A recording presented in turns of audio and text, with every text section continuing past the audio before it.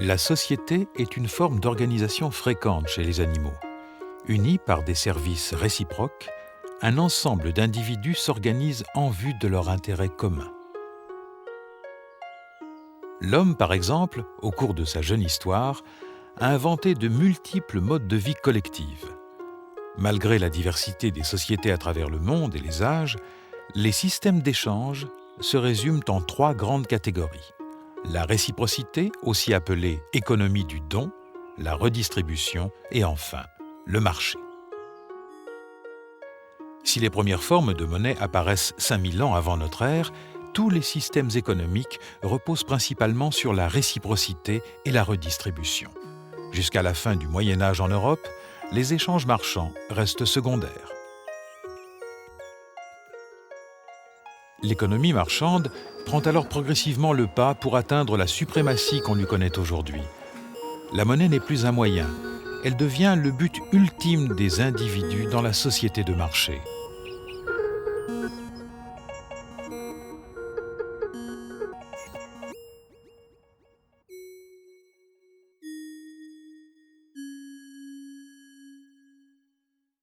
Money that is a drug. I mean, fundamentally, when you have a money of that nature, it is a drug. Because the way that an addiction happens is when there's something I need, and I'm not sure I can always get it, so I'm always looking for it, always looking for it, always looking for it. And if you look at what our society has become, it has become utterly addicted to the pursuit and the acquisition and the control of money, to the detriment of what that money could enable in our society. So we have to cure our addiction.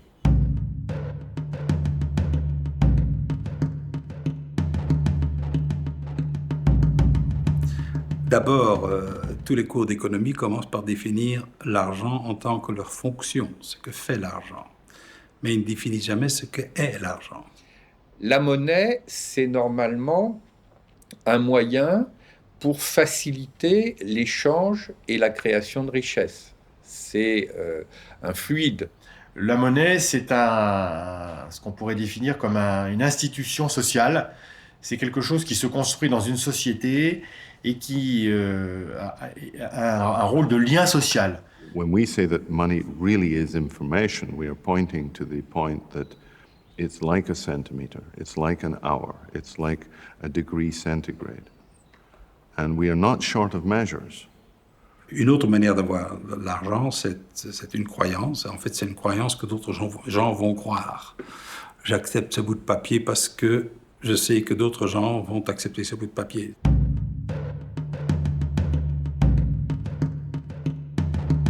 L'une des raisons majeures pour lesquelles la monnaie a été fétichisée, c'est qu'à une époque historique, on a décidé d'utiliser des métaux précieux, en particulier l'or et l'argent, comme vecteurs de la monnaie. Et donc la confusion entre la monnaie et l'argent, qui est une confusion qui perdure encore aujourd'hui, puisque à peu près tout le monde continue à parler d'argent, alors que depuis très longtemps, la monnaie non seulement n'est plus gagée sur de l'argent, mais n'est même plus gagée sur l'or depuis 1971. La monnaie est un pur jeu d'écriture.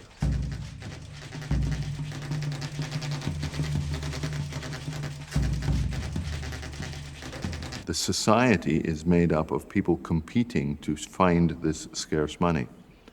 And I think that is the core of the problem, that we have misunderstood what money is, and we have created a scarce money, and we compete. Now that leads to poverties in community. It leads to that if somebody is rich, it means others are poor. It leads to the destruction of the environment, because to get the money, well, I'm sorry, I had to cut all these trees, but I need the money. So people will do terrible things for money. They will kill for money. Now, that is absurd. Who killed for a centimeter? Who killed for a degree centigrade? La monnaie est un phénomène complexe, non réductible à un rôle d'outil. Néanmoins, il convient d'en rappeler les 3 fonctions basiques. La monnaie est mesure de valeur, c'est une référence commune. Elle est moyen d'échange. Et enfin, réserve de valeur, elle permet de différer les échanges dans le temps. Si la monnaie devient une fin en elle-même, et si elle prend de la valeur au fil du temps, grâce à l'intérêt composé, bien évidemment, les possesseurs de monnaie vont avoir un pouvoir de domination sur ceux qui n'en possèdent pas ou qui en possèdent moins.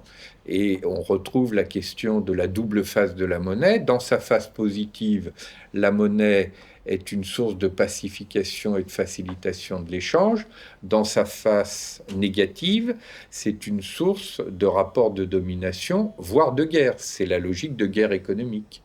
Si je crée un outil d'épargne, par définition, en accumulant, j'en prive d'autres. Donc c'est un moyen de... ça rend la monnaie plus rare pour d'autres pour faire des échanges. Et aujourd'hui également, le fait que nous avons les monnaies comme un outil de spéculation rend impossible qu'elles soient aussi un standard de valeur. Imaginez l'aberration qui se produirait si d'autres instruments de mesure, comme les kilos et les mètres, on décidait que leur possession était un bien en soi et qu'on avait une bourse des valeurs des kilos et des mètres qui chaque jour évoluerait en fonction de la demande de kilos et de mètres. Ça serait une aberration.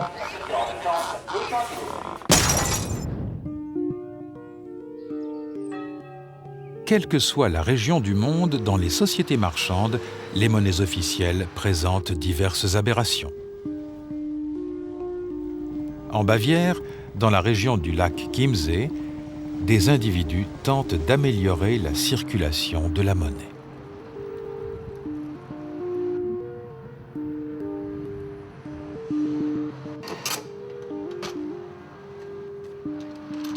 Also wir sind ein Betrieb, Landwirtschaft und Bäckerei aus der Region. Wir arbeiten seit 1979 im biologisch-dynamischen Bereich und liefern da in diesen Laden hier Brot und Kartoffeln. Und die Chiemgauer Währung ist natürlich für uns jetzt insofern eine ideale Alternative zum Euro, weil wir damit die Geldmittel in der Region belassen und damit die Region fördern.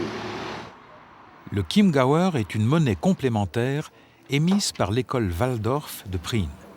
Christian Galleri, professeur d'économie, est l'initiateur de ce projet.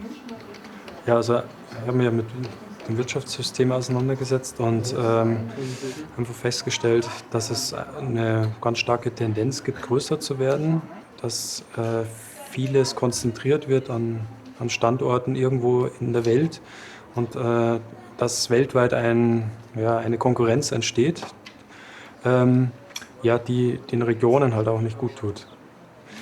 Es ist ja so, dass hier in der Region ja durchaus dass die Region relativ wohlhabend ist und dass es eigentlich gar nicht so wenig Geld gibt. Hier in der Region haben wir eher die Situation gesehen, dass das Geld nicht richtig verwendet wird und dass das Geld nicht richtig im Umlauf ist. Also ich heiße Sophia und bin 15 Jahre und gehe auch in die 9. Klasse. Es sind 11 Schüler hier tätig. Und das hat jeder einen Bereich, oder es gibt halt zum Beispiel Design oder Produktion. Ein Chiemgauer entsteht dann, wenn ein Kunde Euro gibt und Chiemgauer möchte. Ich habe jetzt in Prien zum Beispiel ist der Regionalmarkt, da hole ich oft die Chiemgauer ab. Dann noch der Waab, also das ist auch so ein Gemüsehändler und mit so Bio, der hat eher so Bioprodukte. Alles gut. Es ist alleine diese Bewusstseinsbildung, die hinter dem Chiemgauer steckt, allein diese Aufklärungsarbeit, dass wir uns hier in der Region nur durch gegenseitige Hilfe und Unterstützung auch weiterbringen können. Der Anderlbauer, der also seinen ganzen Käse, den er zu uns liefert, also den Bedarf, den wir hier so haben, das sind monatlich an die 1.000 Euro, die wir mit dem Chiemgauer bei ihm bezahlen.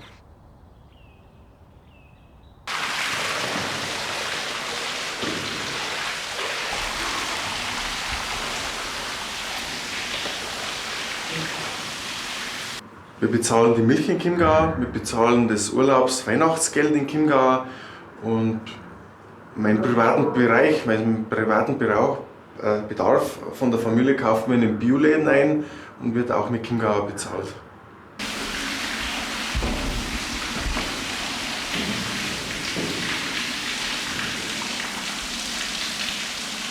Ich finde es einfach wichtig, dass man im Chiemgau eine in Anführungszeichen eigene Währung hat. Wenn ich jetzt also Sportkleidung kann man bei uns in der Nähe, und das gibt es ein Geschäft, das heißt Sport Erhard, kann man auch mit Chiemgau bezahlen und das ist einfach ganz praktisch. Seit wir den Chiemgauer nehmen und auch ausgeben, seit der Kreislauf geschlossen ist, ist das Produktionsvolumen um 10% gestiegen, von 0 auf 10% von unserem Jahresumsatz und wir haben dadurch auch 2 Personen einstellen können. Mir ist es zuwidergestrebt, dass ich meine kleine Käserei, also meine kleine Produktion deutschlandweit verkaufen muss. Es würde eigentlich ohne hohen Energieaufwand auch in der Region funktionieren. Und seit der Chiemgau eingeführt ist, seit dieser Kreislauf geschlossen worden ist mit der Bezahlung, seitdem bleibt auch der Käse in der Region. Wir haben die Entwicklung überregional, dass diese kleinstrukturierte Vielfalt eher wegbricht. Der Trend geht zu großen Gewerbegebieten, großen Konzernen, multinationalen Konzernen und diese heimischen Geschäfte, an denen sehr viele Arbeits- und Ausbildungsplätze hängen, haben zunehmend Schwierigkeiten, sich auf dem Markt zu behaupten. Und der Chiemgauer als heimisches Geld läuft nur in der Region und wird vor allem von diesen kleinstrukturierten Geschäften und Handwerksbetrieben verwendet. Ein Gutschein läuft immer ein Vierteljahr, also bis zum Quartalsende.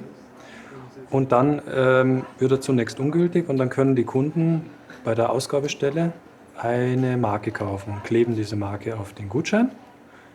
Die kostet 2% vom Gutscheinwert, also bei einem Chiemgauer 2 Cent oder bei 10 Chiemgauern 20 Cent.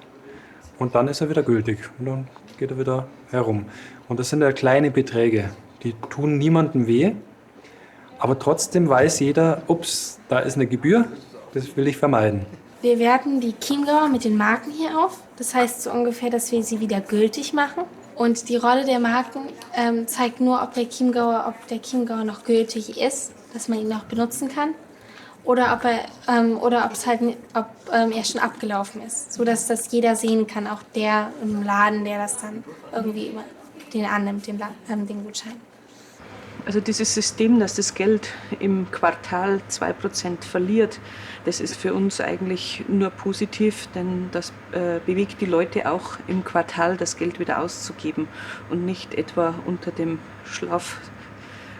unter der Matratze aufzubewahren und darauf zu schlafen. Es sind jetzt etwa 25.000 Chiemgauer im Umlauf.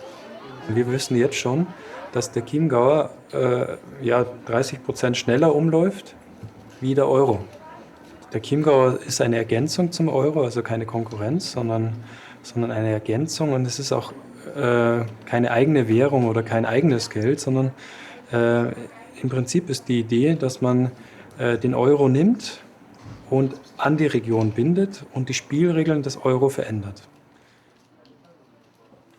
Les monnaies qui sont basées, qu'on achète à partir d'une monnaie normale, comme le Chiemgauer, ont comme avantage que l'acceptation générale parmi les gens et aussi dans les magasins. Mais la création de l'argent sera toujours encore en rareté, puisque par définition, tout le monde n'a pas assez d'euros.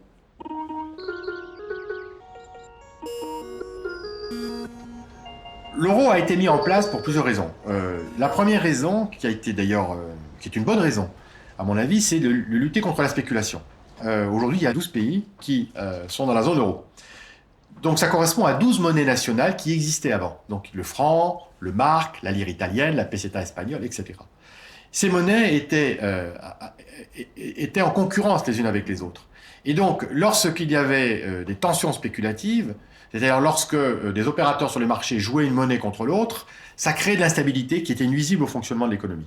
Dans la nature, l'euro est exactement identique aux monnaies antérieures, c'est-à-dire elles sont des monnaies créées de rien par le système bancaire avec des taux d'intérêt et tout le mécanisme qui est caractéristique des monnaies classiques.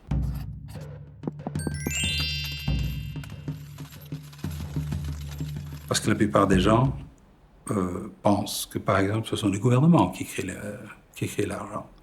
Non, ce n'est pas le gouvernement. Le gouvernement doit emprunter l'argent, comme n'importe qui d'entre nous, quand on a besoin d'argent. Ce ne sont pas non plus les banques centrales. Les banques centrales s'occupent d'imprimer les billets. Mais comme je viens de vous dire, ce n'est pas les billets qui forment le gros de l'argent.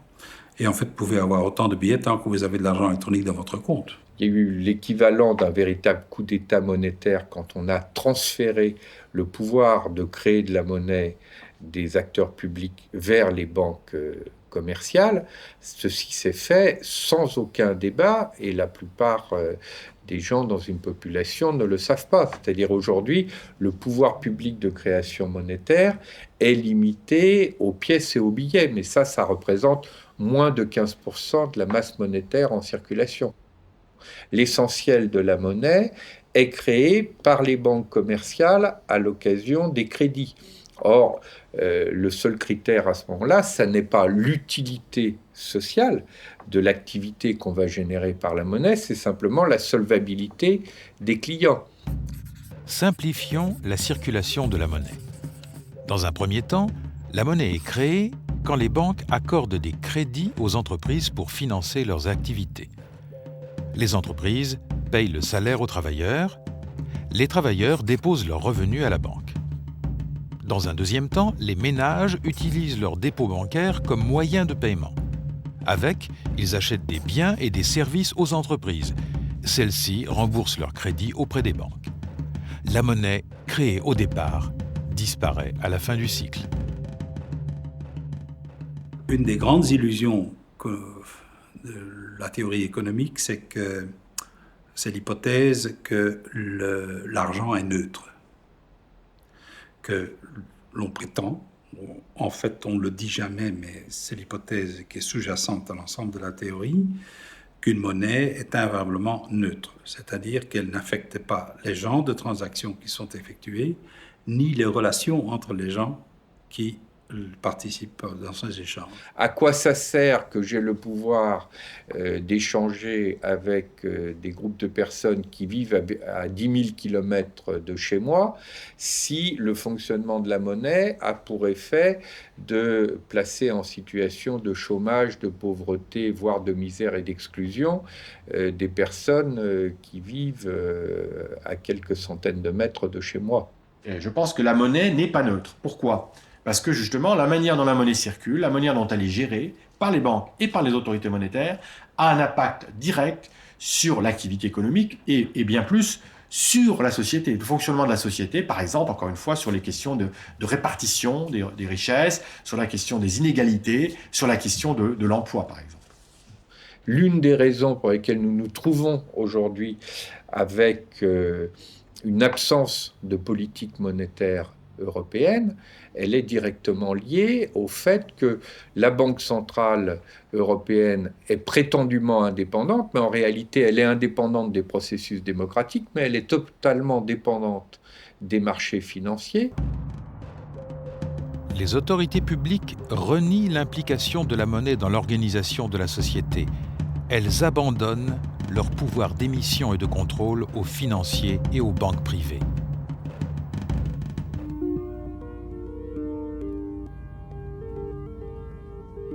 En Angleterre, dans la région de Gloucester, l'association Fairshare a créé un système d'échange à vocation sociale.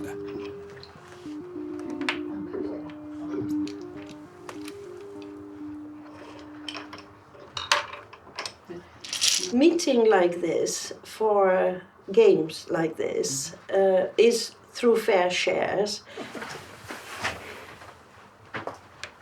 So that's four. That's on the double. four. So That's 4, 5, 6, 7. Yes, And what is that letter 14. there? As when my mother came to live with me a few years ago, she moved from Brighton because she wasn't able to live on her own anymore. And she came without really knowing many people around. So I contacted Julie at Fair Shares and Julie suggested that we should have little groups of people here for a meal, which I liked the idea very much. I enjoyed it very much indeed. I'm so glad Jane organised it. I enjoy playing Scrabble, and I enjoy having tea here and biscuits and the lunches. And the lunches, yes, very much. And it makes such a big difference, really, to my life. We earn credit points with that, and we don't get money or whatever, it's just the credit points. I haven't been in Fair Shares very long, but I earned enough points to have my kitchen and bathroom redecorated. I was very pleased with it. Tea. Mm-hmm. My name's Julie Baxter, and I manage the Gloucester Time Bank, and this is Riaz Lamalia, who is our time broker. Fair Shares is the name of our charity, and it's also the name of our currency, which is time. And 1 hour of anyone's time and everyone's time on the scheme is equal to 1 fair share. The concept is that people exchange their time giving services to other people in the community. And you can join as an individual or you can join as a group or organisation.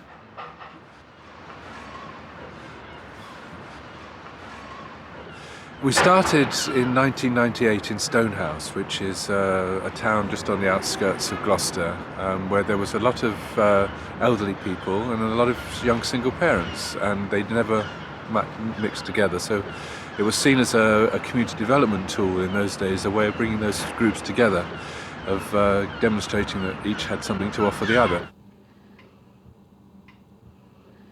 We have about 220 individual participants, and then we have about 30 organisations who are part of the Time Bank. Riaz and myself are paid workers. We're funded by the Time Limited Fund, and our roles are my role is to manage the scheme and also to develop new project areas and to recruit. And Riaz shares a little bit of that, but Riaz's responsibility is to run the Time Bank. They phone me and they may say, I need some shopping done, maybe next week, I'm a bit desperate, or can you get me a lift or something? So what I do is there's a basic search function on Timekeeper, and we put in information about who the person is, what they're looking for, what service they need, so let's say shopping in this case. And you just do a simple search and it brings up a list of all the people who can provide that service. Mm-hmm. And then what my job is to then do is look at this list and see if I can find the most suitable candidates, because there may be people who are working, there may be people who are busy, there may be people who are elderly, can't do too much, and so I have to make sure that the people I find are suitable and are willing to do it. And we engage lots of different types of people, so we also support people, for instance, with mental health needs or physical disability, and carefully place them with services and to help other people to help improve their confidence and well-being. We've had all this cleared out. You can see. Yeah. There's been some planting over here of the daffodils. Yeah. What we need is where the dead growth is, all the way along, all the dead stuff here, just basically needs to be ripped out. All of this needs to come out. Yeah, I'm just cutting this bush back. They want it done, apparently. Just doing the best as I can.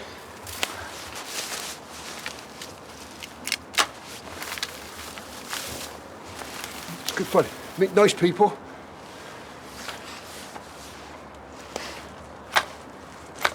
And it passes the time away. Better than being stuck in the house. Better than being stuck in the house doing nothing. Yeah. You're out in the fresh air all the time. It's good fun. Decorating is more for the winter. Gardening is more for the summer, like.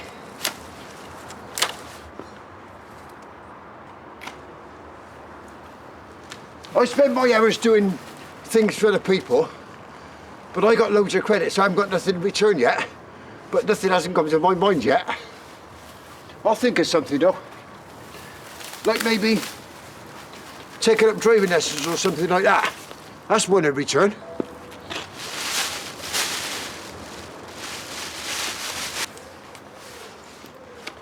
The main reason why time banking is becoming so popular is the fact that in this kind of modern age, people are becoming more and more isolated. And I think it is a very safe way to just become part of something and be engaged, re-engaged back in the community, which I think is missing for a lot of people. We have a closer relationship, and it's a much tighter community, it's a tighter network of engagement, and I think people feel a lot much safer. And a lot of people just who volunteered before would only do it occasionally once and then not again. Whereas with this organisation we have regular social events and it's much more it's much friendlier. I haven't got a paid job. I have a pension and that I find is sufficient money for my needs. Time is worth more than money to me. Because if somebody can give me an hour of their time doing a task that I require, regardless of the money factor, that's worth more to me. This whole individualism of looking out for number one. The years of Margaret Thatcher here, many years of Tory rule were, don't give a sucker a break, look out for number one. And it's not a very satisfying way to live. So people were looking for some alternative to get back to a sense of community that we used to have. Time banking isn't something new. People helping each other has been going on for centuries. That's just traditional communities. What the time bank is just a way to help that along. And so yes, in a perfect world, the time bank would just disappear because there's no need for it. We have a phrase in England about what goes around comes around. So when we talked about reciprocity in the time bank, giving and exchanging, people knew exactly what we were talking about right from the beginning.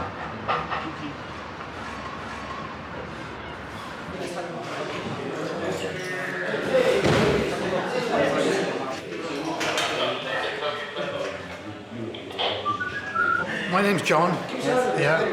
We've been working on this bike for one day, and we've just got to make sure it's safe for the third world countries to take the bikes, and so it's just a matter of getting the bikes up together so they're safe to ride. I'm just basically repairing.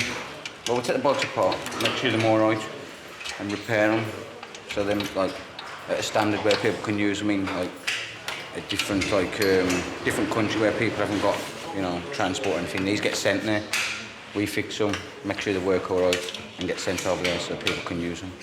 Basically, you know what I mean?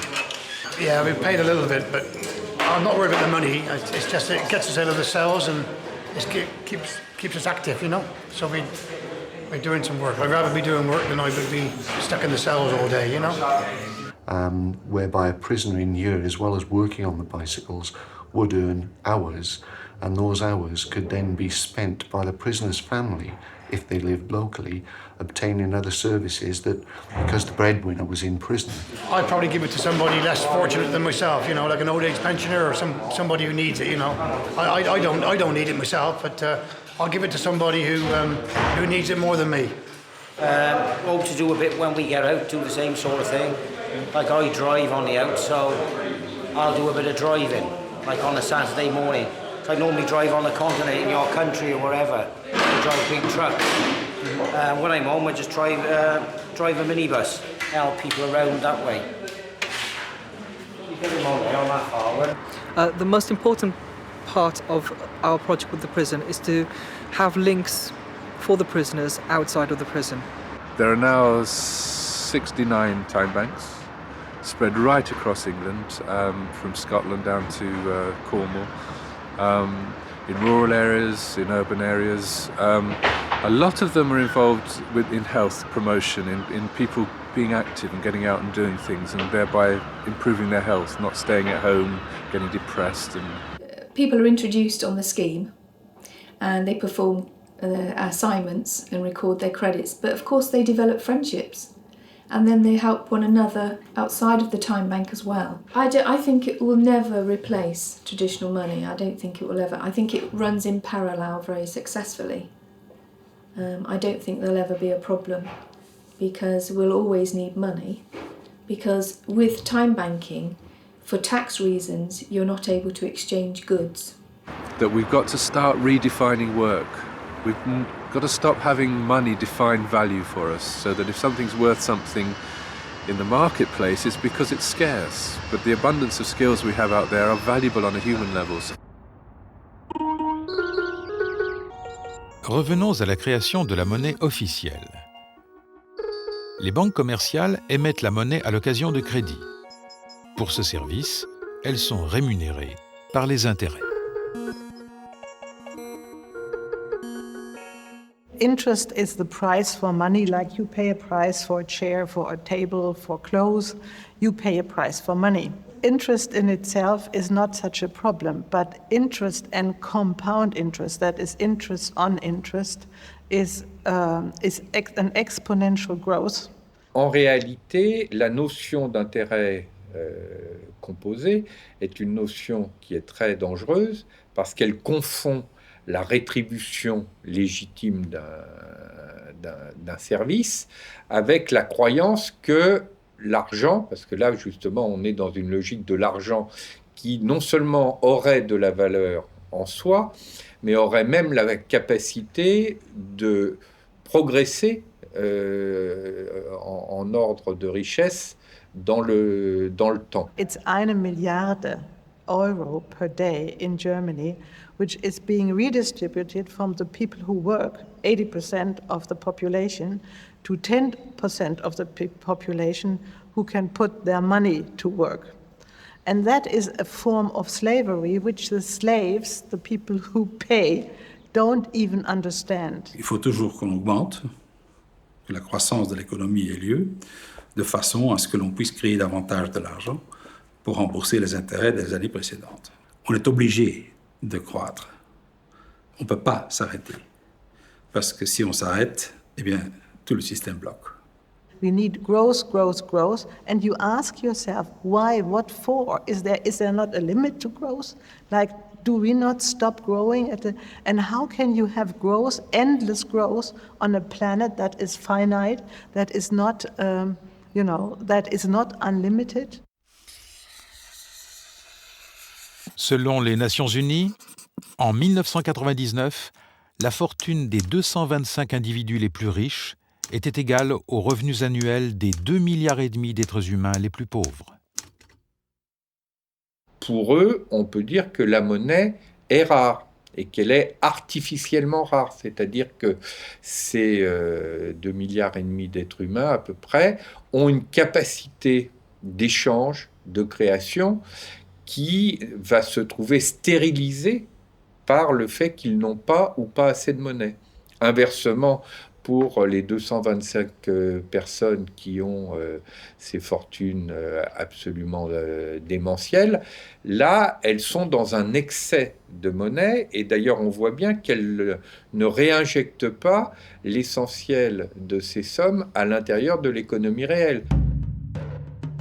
Ces sommes alimentent l'économie financière, bulle virtuelle dans laquelle tourne toujours plus de monnaie. Dans cette logique de spéculation, la monnaie n'a plus d'autre fonction que de générer encore plus de monnaie. Le verbe spéculer, c'est une anticipation sur l'avenir. La spéculation a comme objectif de gagner de l'argent à partir d'un changement de la valeur de l'unité. Donc j'achète aujourd'hui des dollars ou des yens ou n'importe quelle autre monnaie dans l'espoir que quand je la vendrai dans quelques heures ou dans quelques jours ou dans quelques semaines, cette valeur aura augmenté. La face positive, c'est de dire l'anticipation de l'avenir est quelque chose de légitime dans les sociétés, mais à condition que ça serve véritablement à être une anticipation de l'avenir de l'économie réelle, c'est-à-dire des biens et des services effectifs. il n'y a plus de véritable rapport entre l'économie financière et l'économie réelle. Et vous avez comme ça des masses de monnaie, par exemple, tous les jours, il circule sur le marché des capitaux à peu près 2000 milliards de dollars tous les jours. Alors que le commerce mondial proprement dit, donc qui lui correspond à de l'économie réelle, c'est 8000 milliards de dollars par an. Ainsi, plus de 98% des transactions monétaires journalières ne correspondent pas à des échanges de biens et de services réellement existants. On pourrait dire que, au sens global du terme, il y aurait suffisamment de monnaie, il y en a même probablement trop, mais à condition de recycler cette monnaie de l'économie spéculative dans l'économie réelle. Les CEL sont les systèmes d'échange complémentaires les plus répandus. Ils sont présents dans de nombreuses régions du monde. Ah oui, tu dis tu coupes les oreilles? Ouais. Sur les oreilles, oui, mais tu me laisses devant. Là. Oui.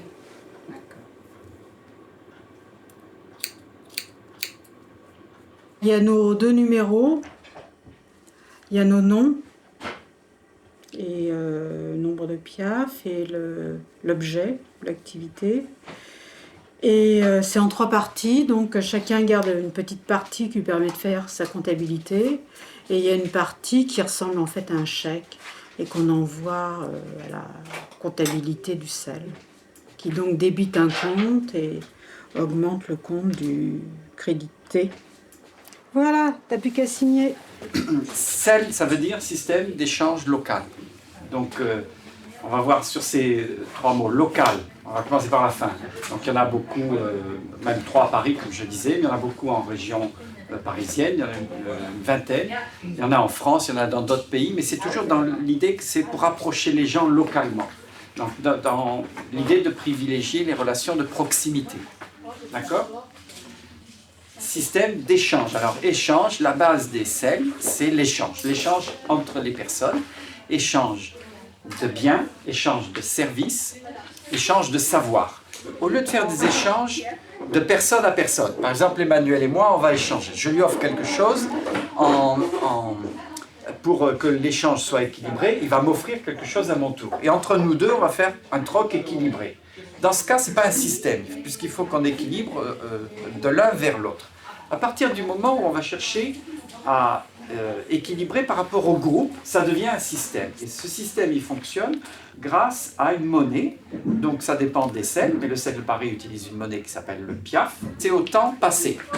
Et c'est important comme principe, parce que ça veut dire qu'on ne fait pas de hiérarchie entre les différentes formes de services rendus. Finalement, on n'est pas tous logés à la même enseigne, on n'a pas tous eu la même chance, on n'a pas tous eu les mêmes accès à la formation, à la culture, etc. Mais on est tous des humains et on est tous capables de faire des choses. Dans un système de crédit mutuel, comme les CEL et les banques du temps, la monnaie ne peut pas manquer, car elle est créée au moment de l'échange. Au départ, tous les comptes sont à zéro. La monnaie est une différence, un déséquilibre entre 2 comptes qui s'équilibrent sur l'ensemble du système. Être débiteur n'est pas un problème. Le grand avantage du crédit mutuel, c'est que c'est un argent qui est en suffisance et pas en excès. Ce n'est pas l'abondance qui est la contrepartie de la rareté, c'est la suffisance. Quand vous êtes allé en abondance, dans le domaine monétaire, vous vous retrouvez avec un argent qui ne vaut rien. Régulièrement, on édite un catalogue des offres et des demandes de tous les adhérents, avec des mises à jour régulières et les contacts de chaque adhérent pour que les gens se rentrent en relation directement les uns avec les autres. Et voilà, et puis c'est eux qui créent en fait l'unité d'échange. Ils s'entendent entre eux à chaque échange, ils sont responsables de leur échange. Le CEL se contente de faire circuler l'information. Et pour un certain nombre d'échanges, c'est le temps passé. Mais après, ça peut se négocier de gré à gré, c'est-à-dire combien tu offres, combien tu veux, combien je te donne, etc. Non, je ne défais rien. Alors, attention, je vais te ressortir la manche. Voilà. Je vais les coudre, ça.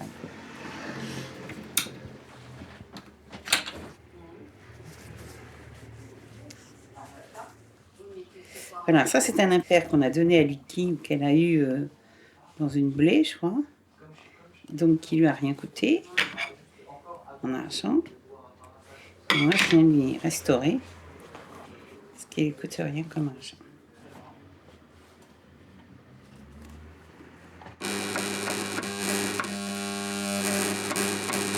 Pour pouvoir consommer, il faut avoir de l'argent.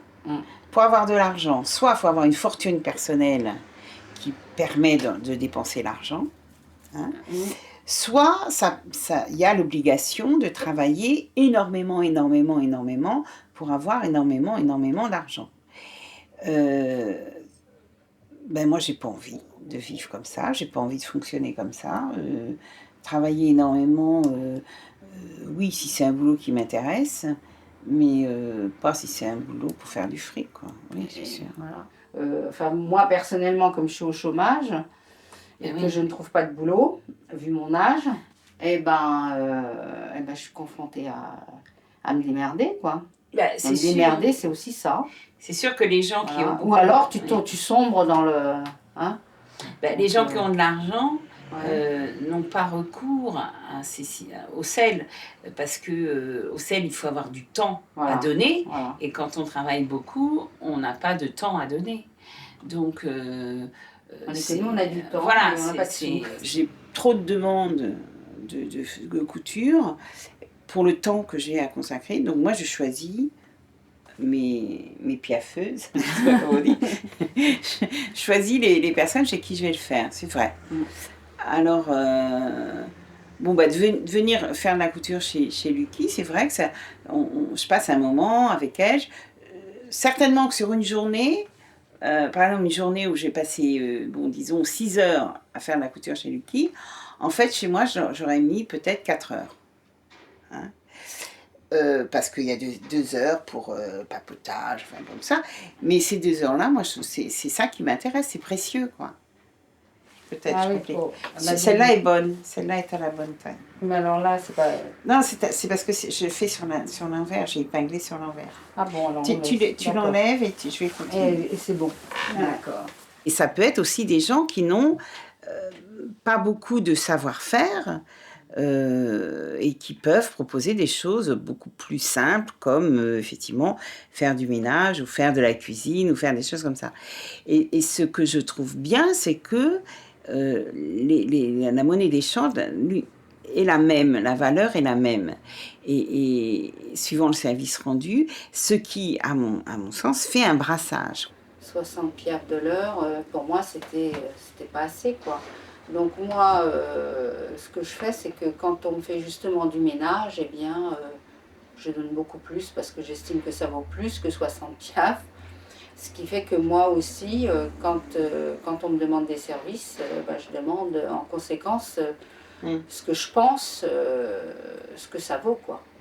Non, moi j'ai pas du tout l'impression que c'est de l'argent parce que je ne fonctionne pas dans ma tête comme si c'était de l'argent. Ça fait combien de temps que tu fais partie du sel ? 4 ans. Ouais. Moi j'ai encore du mal. J'ai du mal parce que on est complètement conditionné à l'échange avec de l'argent. Et c'est vrai que j'ai encore du mal pour des objets. Au début, on avait peur. On voulait pas dire que c'était de l'argent parce qu'on voulait pas être embêté. Et puis après, on s'est dit que finalement, on retrouvait une fonction de l'argent primitive avant qu'on arrive à ce qu'on appelle l'usure, enfin les intérêts, le fait que l'argent rapporte de l'argent par lui-même. Pour accorder la priorité à l'échange, il ne faut pas que la monnaie soit source de spéculation. Et on accorde la priorité à l'économie locale par rapport au phénomène de déterritorialisation que l'économie financière produit.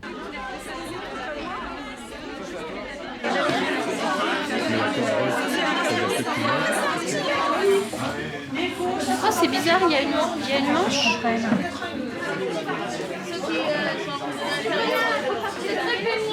Je m'appelle donc Thérèse. Je suis au sel de Paris depuis 8 ans. J'ai apporté des habits.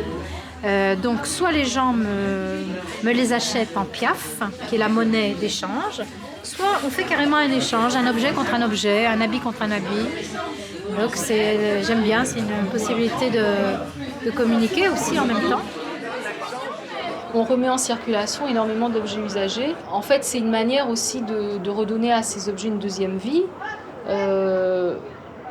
tout en valorisant ce recyclage et de lutter aussi contre notre société qui nous encourage toujours à acheter du neuf, à consommer, à renouveler.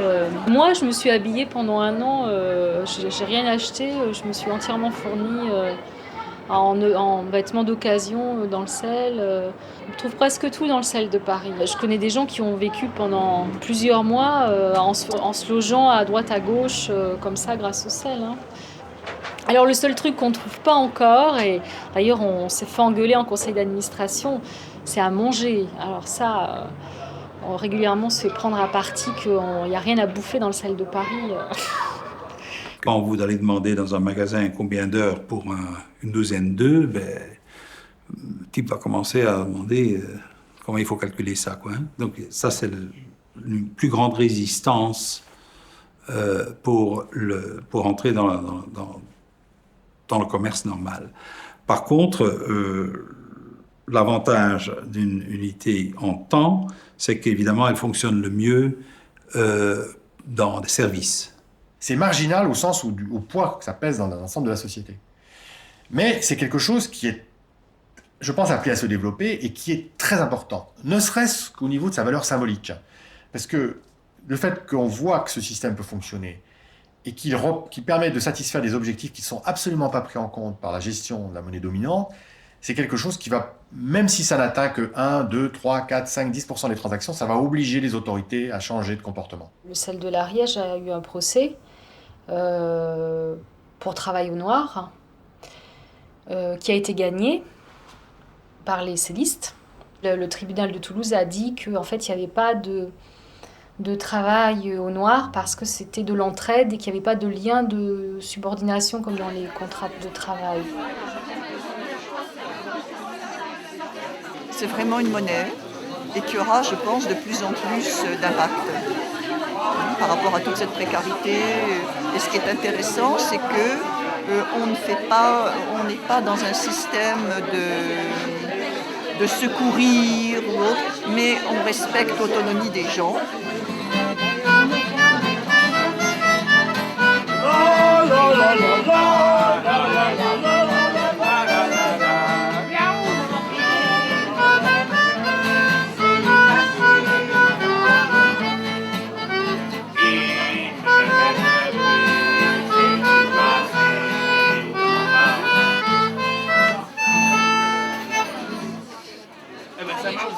L'entraide, effectivement, ça peut faire concurrence au monde du travail, mais le soleil, ça doit faire concurrence aussi aux marchands de chandelles. Et puis les plantes qui se reproduisent spontanément, ça fait concurrence aux multinationales de l'agroalimentaire qui vendent des plants stérilisés et tout ça, mais c'est normal. Et voilà.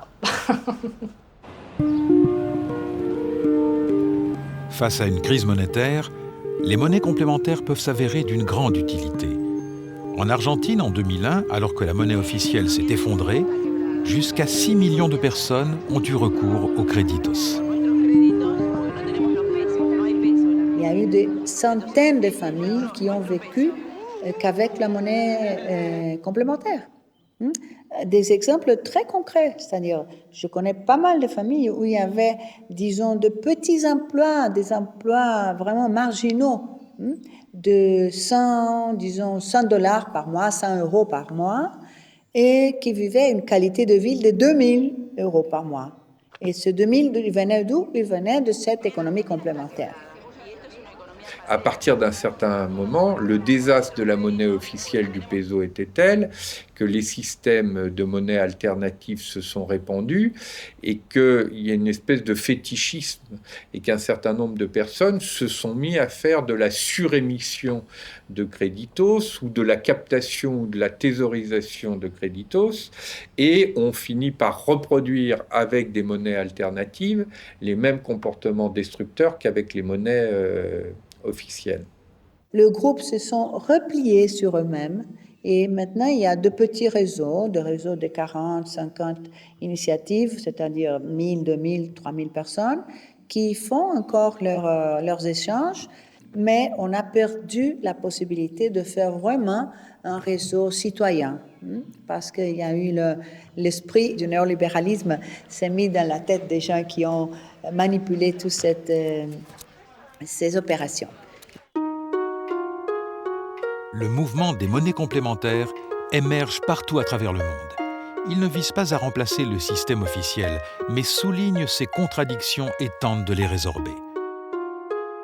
Ces nouveaux systèmes d'échange remettent la monnaie au cœur du débat public en rappelant qu'elle oriente les rapports humains.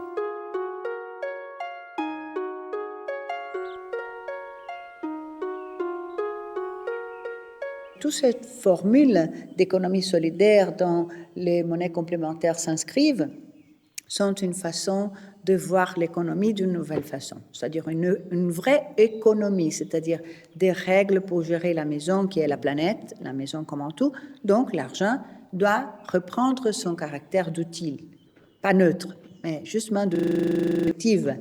Et les monnaies complémentaires représentent cet outil-là, c'est un outil de redistribution de la richesse. Toutes les personnes et tous les groupes qui se trouvent victimes de fait de cette rareté artificielle de monnaie d'un côté et de cet excès de monnaie dans l'économie spéculative devraient normalement avoir intérêt à changer ce système. So if you have a community and work to do, jobs to get done, and there is no money, so make money. Create a money that does enable the processes to happen. Money is one of the most ingenious inventions of mankind, in which this can be, the potential of this invention can finally really serve us, instead of that we serve it.